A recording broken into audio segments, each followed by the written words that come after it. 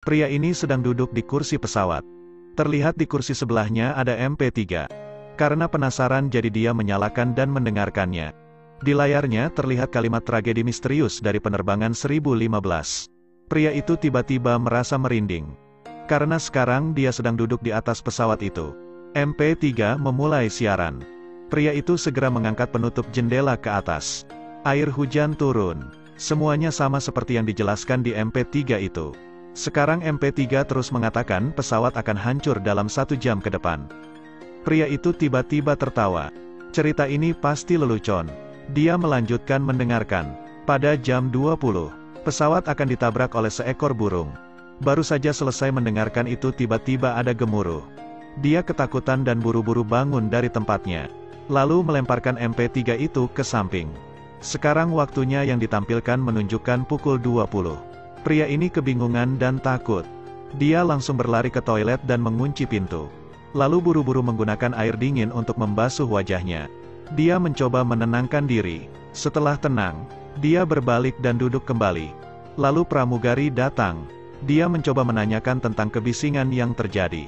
Pritanya apakah tadi ada burung yang menabrak pesawat. Setelah mendengarnya pramugari berpikir pria ini gila. Di ketinggian seperti ini, di mana Anda bisa menemukan seekor burung? Jadi pramugari hanya menyuruhnya untuk tenang. Karena penumpang yang lain harus beristirahat.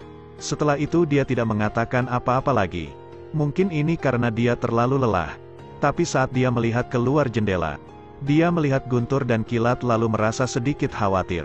Sekarang penumpang di belakangnya menjulurkan kepalanya. Dia menenggak alkohol lalu mengatakan sesuatu. Pria itu yakin kecemasannya bukan tanpa arti. Jadi dia memakai headphone dan mendengarkan MP3 itu lagi. Dalam 15 menit, 117 tamu akan mati di pesawat ini. Dan sekarang waktu menunjukkan pukul 10:31 menit. Tersisa 4 menit lagi. Pria itu tidak bisa hanya duduk dan menunggu untuk mati. Dia mengambil buku catatan dan mulai mencatat semua petunjuk. Dia ingin menyelamatkan pesawat ini. Dalam 4 menit pesawat ini akan hancur. Dia mengetahuinya dari MP3 misterius itu. Sejak pesawat lepas landas. Sejauh ini semua hal yang terjadi cocok dengan apa yang dikatakan MP3 itu. 10 menit yang lalu ada burung yang menabrak pesawat. Semua orang tidak menyadarinya. Tapi dia pikir bisa jadi ini hanya ilusi. Mungkin sistem terganggu oleh beberapa gelombang dan frekuensi pesawat. Dia mencari dengan hati-hati di pesawat. Benar saja, di dalam pesawat dia menemukan ada 2 orang Timur Tengah. Mereka sedang menggunakan ponsel untuk menonton video. Dia mendatangi mereka dan meminta mereka untuk mematikan telepon. Tapi 2 orang itu mengatakan mereka sudah menyalakan mode pesawat. Dan mengatakan kepadanya untuk tidak khawatir. Pramugari datang dan memberitahu mereka bertiga untuk menjaga ketertiban. Jangan ganggu tamu lain. Jadi pria itu harus kembali ke tempat duduknya. Dia memakai headphone lagi. Kali ini dia tahu sebuah petunjuk penting. Di kelas bisnis ini ada orang penting yang bernama Igo. Orang ini sangat penting. Bahkan perusahaan penerbangan mengirim seorang polisi untuk melindunginya. Tak perlu dibahas lagi. Itu karena para gangster ingin membunuh Igo. Pada saat yang sama keadaan di pesawat sangat hening. Tampaknya ini waktu yang tepat untuk menemukan orang penting tersebut. Karena hanya dia yang bisa menyelamatkan 100 nyawa di pesawat ini. Pria itu mencari pramugari untuk menggali informasi tentang Igo. Tetapi semua pramugari tidak tahu ada orang seperti itu di pesawat ini. Akhirnya dia harus mencarinya sendiri. Dia mulai diam-diam memeriksa informasi di sana. Berharap dia dapat menemukan sosok misterius itu. Saat ini dia dengan hati-hati membuka bagasi. Sebuah koper jatuh dan menimpa tubuh seorang pria. Pria itu marah dan berpikir dia adalah seorang pencuri. Berikutnya para kru mendengar keributan. Namun dia sulit mengungkapkan bahwa dia hanya ingin menemukan Igo. Igo di kompartemen mendengar ini dan bergegas keluar. Lalu dengan marah berkata bahwa dia adalah seorang pembunuh. 2 orang segera jatuh ke dalam pertengkaran. Untungnya kapten muncul tepat waktu dan menenangkan situasi. Saya memperingatkan Anda, kembalilah ke tempat dudukmu dan jadilah baik. Jangan buat kekacauan lagi. Anda telah mengganggu kenyamanan penumpang lain. Tidak ada jalan lain. Dia hanya bisa kembali dan terus mendengarkan MP3. Lalu dia mendengar pesawat ini akan mengalami gangguan sistem. Dia tiba-tiba mengerti. Semua yang dia lakukan tidak sia-sia. Dia harus segera memecahkan masalah ini. Dan melakukan persis seperti yang dikatakan ramalan di MP3. Namun saat pria itu belum memutuskan. Kapten menariknya ke ruang istirahat dan mengajarinya sedikit hal. Dia tidak mendengarkan kata-kata dari kapten. Dia melihat jam lalu buru-buru memberitahunya bahwa 15 menit ke depan, dia benar-benar tidak akan bisa mengatakan selamat malam New York.